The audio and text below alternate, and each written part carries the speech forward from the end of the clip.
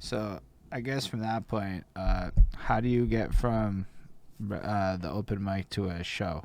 Like that's a pretty huge transition in a pretty quick amount of time. Battle rap was taken off. So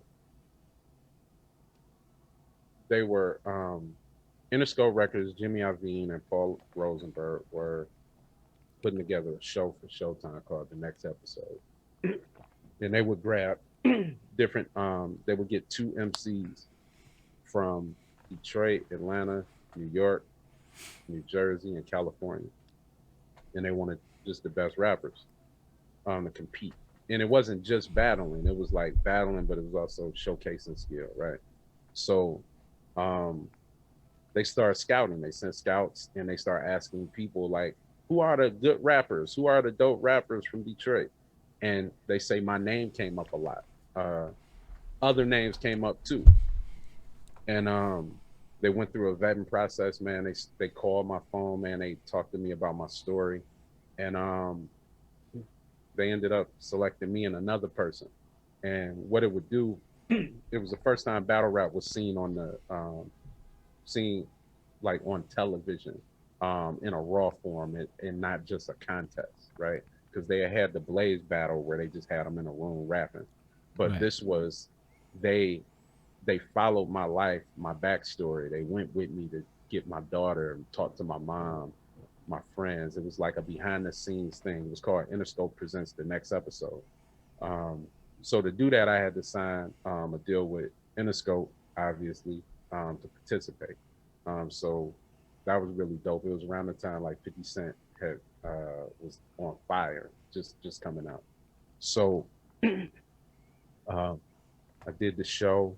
Um, I won the Detroit competition and went to the and the finals was the battle where Proof gave me the advice. So literally my first 9 months in the battle rap, I had a TV show. That's serious. So Yeah, like that must put you into a more spotlight in terms of this. And this is all like the super early parts of battle rap based on it what is you're the early describing. 2000s. Like this, the early 2000s. Like they weren't doing the battles on MTV. 106 and Park wasn't around. I was literally the first battle rapper like with a show on TV. I was the That's first episode of the show, and it was one of Showtime's top shows that fall. that's pretty momentous, man. I was definitely too young for that, but like mostly because of my parents were like, you can't listen to anything with swearing in it, so like rap got cut out. Like my parent. Yeah, Yeah, yeah. and I only turned 18 in like 2007 or 5 or 6 or something Okay. like that. So it was a couple years later that I was able to unlock the whole hip hop universe in my life. Yeah. But that's still an incredible accomplishment. What's it like being on TV like that? Like, what's that experience? The very first time, because like since then I did like I've done shows for MTV. I did Made, I did True Life, um, and a few other things. But the very first experience was, man, it was one, it was an opportunity, like it was a big deal because everybody didn't have a camera, right? So now it's kind of normal to go out and see somebody with a camera and a light Right. and something that looks semi-professional. Um, this was a whole camera crew, boomsticks, light reflectors, guys with the shoulder cams, and they were following me around the streets of Detroit. Um, it was amazing, man. It was, and it also showed me how like people come around when something good happens because it was like my neighborhood was in a frenzy, dog. It was like 100 people outside all the time. Um, my For my mom, it was dope because one, they included her in the show, Right. uh, and my daughter was also in the show. She's shit an adult now, but they they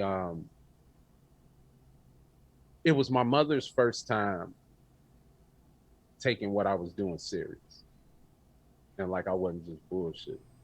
Right. Because it was the first time that she got, like, I remember I took my mother to see 8 Mile, and it was a really big deal that she could see me in one of the scenes. And I'm so quick, I'm in the scene so quickly that like only my mama can see me. You know what I'm saying? Um, I so mean, this that by itself is crazy though.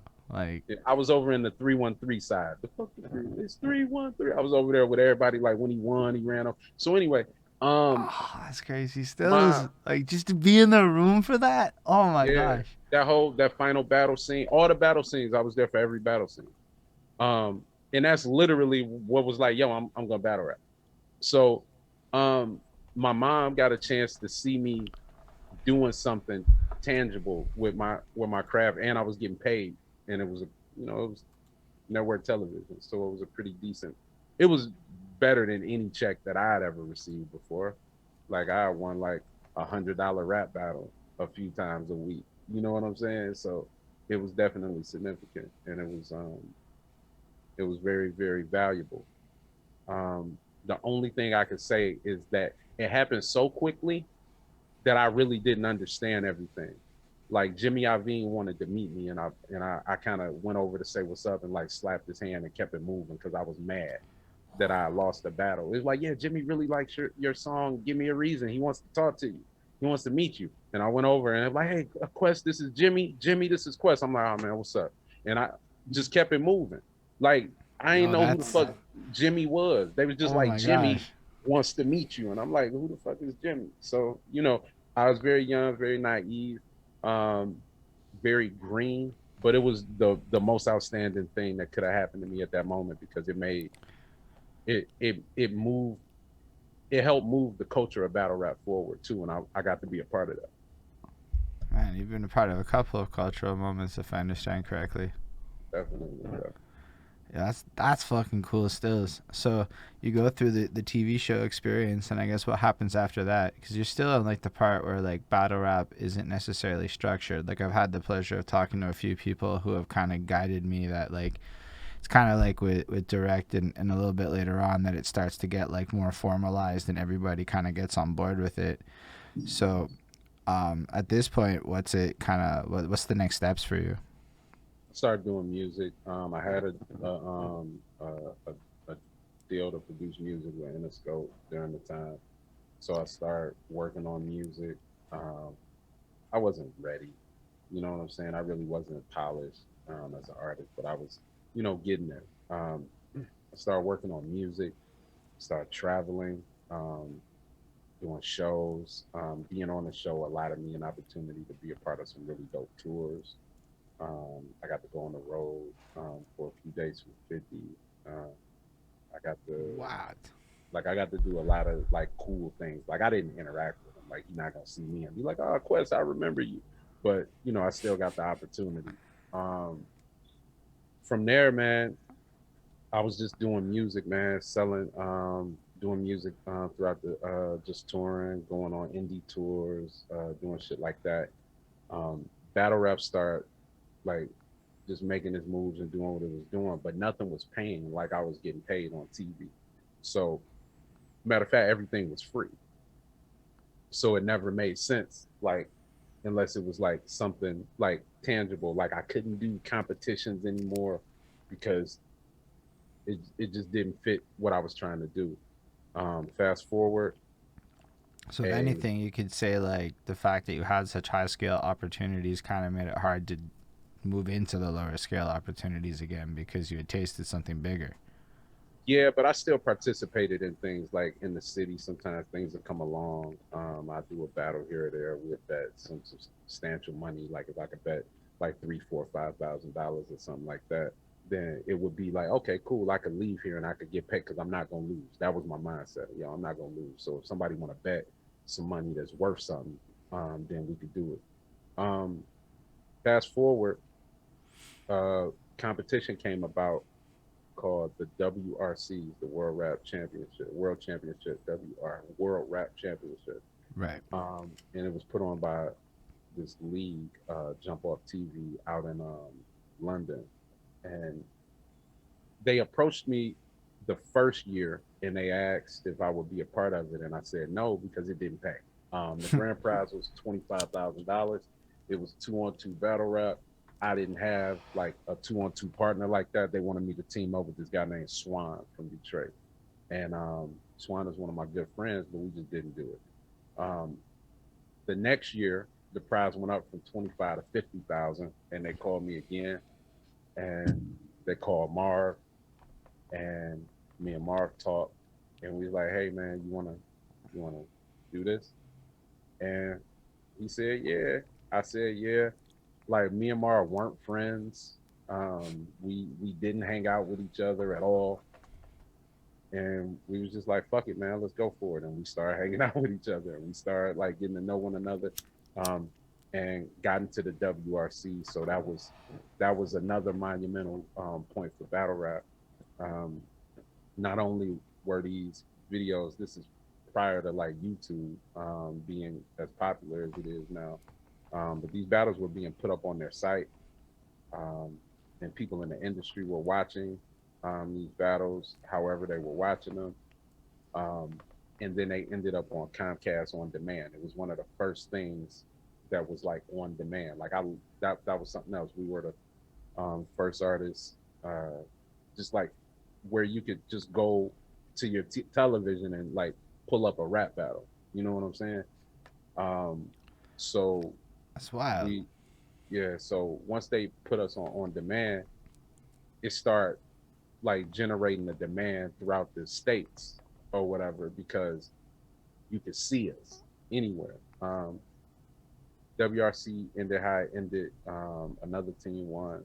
The company folded, and enters Direct. Direct was a participant in the WRCs, and we got cool because like they were flying us out to like host certain battles in places, and that's kind of how, we made money. Um, when it was like, yo, nah, y'all can't get me in this tournament, but you could pay me to host, or you could pay me to appear, or you could pay me to be a judge. So that was kind of where the bag was at the time. Like you could get like more money than sometimes the people battling. Just go judge. So met Direct. He started talking about grind time and his ideas.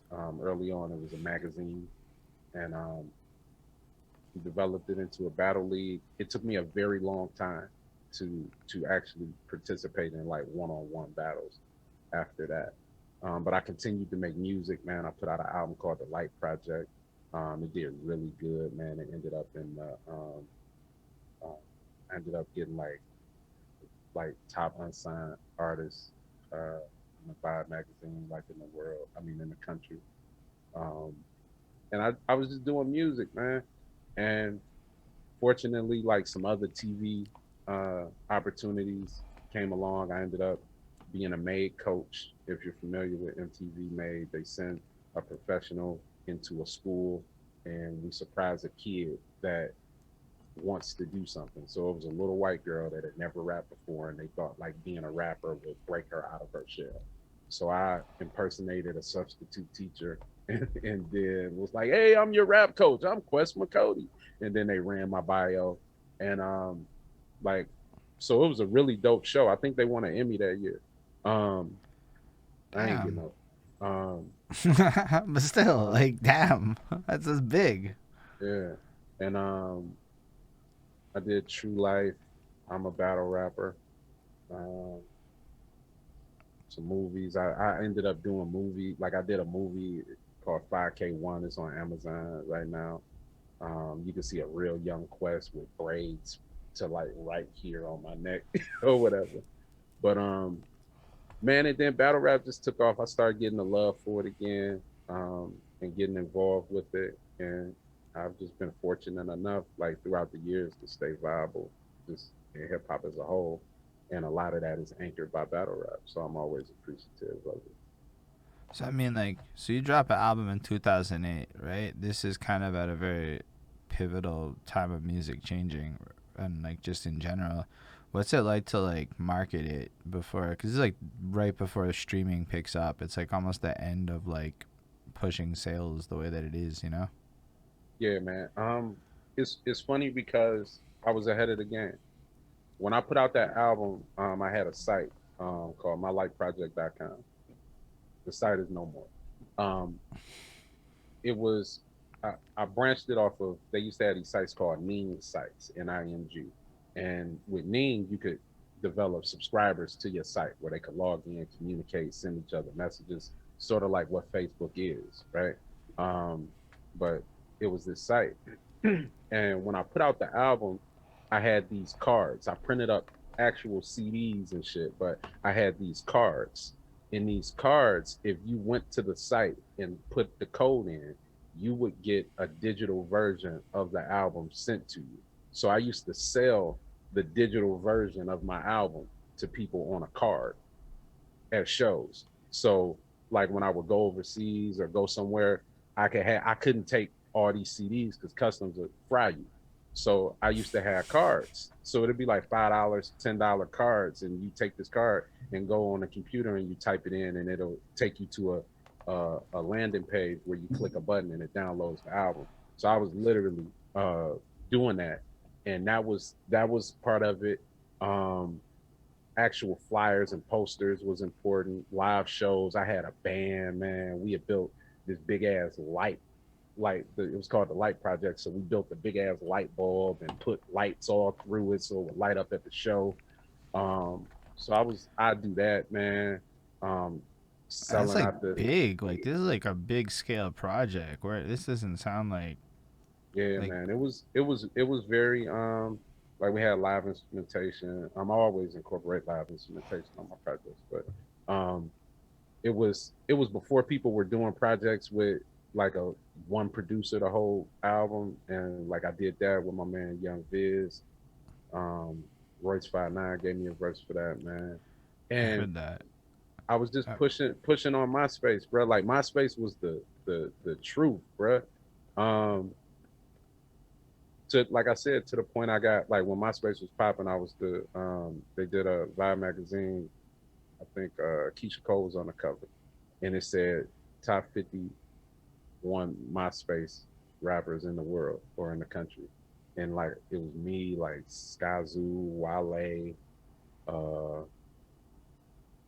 few other people, man, whose names are eluding me right now. But those are some of the notable people that I remember from that article. Um, and that's how like I it was a lot of print ads and moving around and hustling and selling shit out the trunk, doing shows, selling shit at your show. I always had a merch table, like selling shirts and anything tangible, lighters. So and it was more value to the music. Like it was like you couldn't get shit free, so people were more willing to purchase things that they could hold. And then from there, man, I bought CD duplicators, bruh, and I started printing up mixtapes on my own. Like I could, like real talk. I still got one.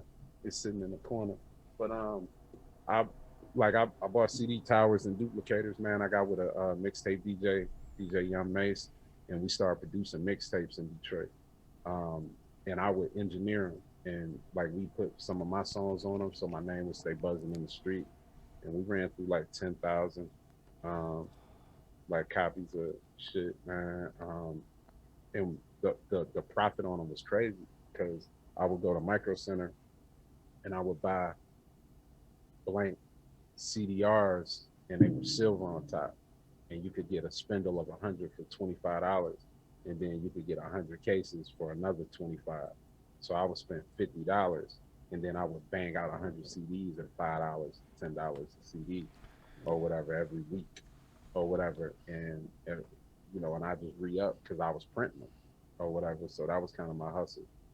Um, yeah, that's how it was, man. You couldn't really click. Like MySpace made it a little easier. Um, they had a lot of like it wasn't a whole lot of people watching spam like it is now. So they had programs where I could put what I wanted to put in somebody's comment or in their inbox, and I could set a timer, and it'll just go through my friends list. And I had like 10,000 people, and it would just go to them each one by one and say, hey, this is that, and it will automate it or whatever. So I would do that. you were Um, like bot spamming people back in the day. no, for sure, bro. Man, for sure, dog, That's amazing. for sure. And That's I had a website. Shout out to my homie Larry Walker. Uh, like 2002, he put uh, a mixtape of mine on the internet for download, and this was before we knew what value in this information was. But I remember his site got like a million some, like when I was on TV, the site where we had the album available got like over a million impressions or whatever it was. And like as time go by, like I meet people in battle rap. Shout out my man Lou Castro. He was like, "Man, your CD, like I got that." Not Lou Castro. I'm sorry, Lou Cipher. He's like, "Yo, man, I got your first mixtape on the internet in some form or whatever." And so kudos and shout out to everybody just along the way that kind of hit me the shit that I wasn't necessarily knowledgeable of.